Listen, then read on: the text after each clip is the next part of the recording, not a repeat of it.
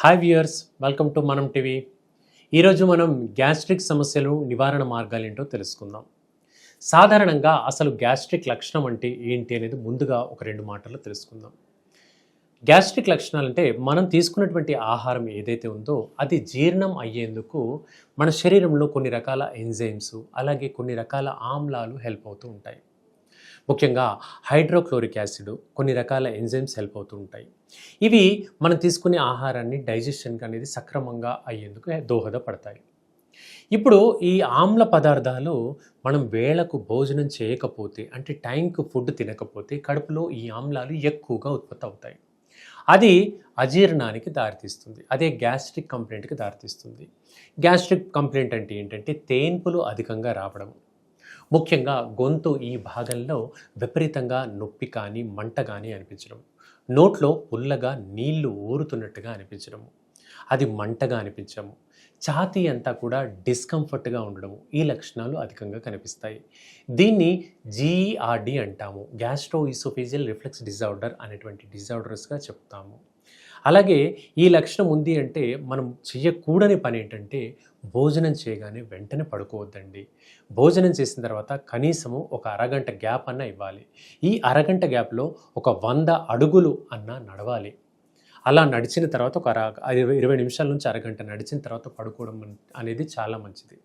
అలా చేస్తే మనం తీసుకున్నటువంటి ఆహారం అనేది పేగుల్లో నుంచి పైకి ఎగదన్నుకొని రాదు. సో దట్ గ్యాస్ట్రిక్ కంప్లైంట్ అనేది ఎక్కువగా ఉండదు. ఈ లక్షణం ఉండడం మూలంగా దగ్గు కూడా వచ్చేటువంటి ప్రమాదం ఉంటుంది. మనకు దగ్గు, శ్లేష్మం గొంతులో అడ్డుపడి కంటిన్యూస్గా దగ్గు వచ్చేటువంటి అవకాశం కూడా ఉంటుంది.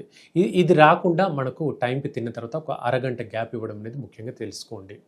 ఇక డైజెషన్ సక్రమంగా లేకపోతే గ్యాస్ ప్రొడక్షన్ అనేది కడుపులో ఎక్కువగా ఉంటుంది. కంటిన్యూస్ బ్లోటింగ్ ఉంటుంది, కడుపు అంతా ఉబ్బరంగా ఉంటుంది, కింద నుంచి గాలి ఎక్కువగా పోతూ ఉంటుంది. ఈ లక్షణాలు కూడా ఇండైజెషన్కి లక్షణంగా చెప్పుకోవచ్చు. తర్వాత తీసుకునేటువంటి ఆహారంలో ఎక్కువగా మిల్క్ ప్రోడక్ట్స్ ఉంటే కూడా ఈ ప్రాబ్లం తలెత్తుతుంది. పాలు, పెరుగు, వెన్న, నెయ్యి, అలాగే ఈ పాల రిలేటెడ్ ప్రోడక్ట్స్ ఏవైనా కూడా, మజ్జిగ కానివ్వండి, ఏవైనా కూడా కొంచెం ఎక్కువగా తీసుకుంటే ఈ ఇబ్బందులు తలెత్తుతాయి. కాబట్టి మిల్క్ ప్రోడక్ట్స్ అనేవి చాలా వరకు తగ్గించండి. స్వీట్స్ వాడకం అనేది తగ్గించండి. ఇలాంటివి కొన్ని జాగ్రత్తలు పాటించాల్సిన అవసరం ఖచ్చితంగా ఉంటుంది.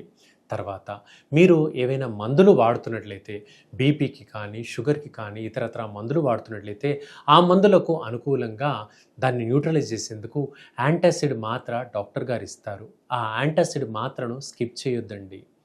ఆ మాత్ర రెగ్యులర్గా వాడండి. అది స్కిప్ చేస్తే కూడా మనకి గ్యాస్ట్రిక్ లక్షణాలు తప్పవు.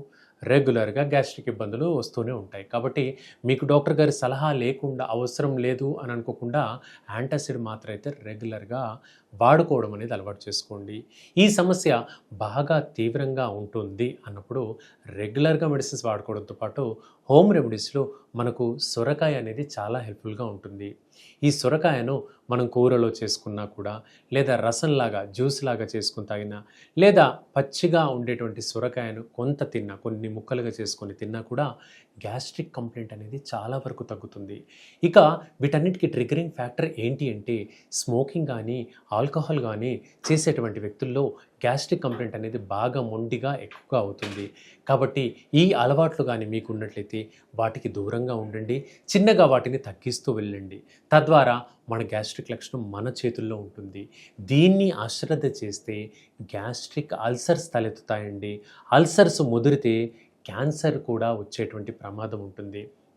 కడుపు లోపలి పొరల్లో రంధ్రాలు ఏర్పడితే అందు నుంచి పర్ఫొరేషన్స్ ఏర్పడి కడుపు గుండా బ్లీడింగ్ అవ్వడము, ఆ బ్లీడింగ్ అనేది పేగుల్లో కలవడము, సో మోషన్ అనేది ఎల్లో కలర్లో కాకుండా రెడ్ కానీ డార్క్ బ్రౌన్ కలర్లో కానీ మారేటువంటి ప్రమాదం కనిపిస్తుంది.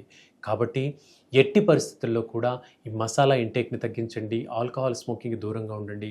ఇప్పుడు మనం చెప్పుకున్నటువంటి హోమ్ రెమెడీస్ అనేవి రెగ్యులర్గా పాటించండి. గ్యాస్ట్రిక్ లక్షణాలన్నిటి నుంచి పూర్తి ఉపశమనాన్ని మనం పొందవచ్చు. సో వ్యూవర్స్, ఇదండి ఈరోజు టాపిక్. రేపు ఇంకొక టాపిక్లో ఇక్కడే కలుసుకుందాం. Thank you for watching.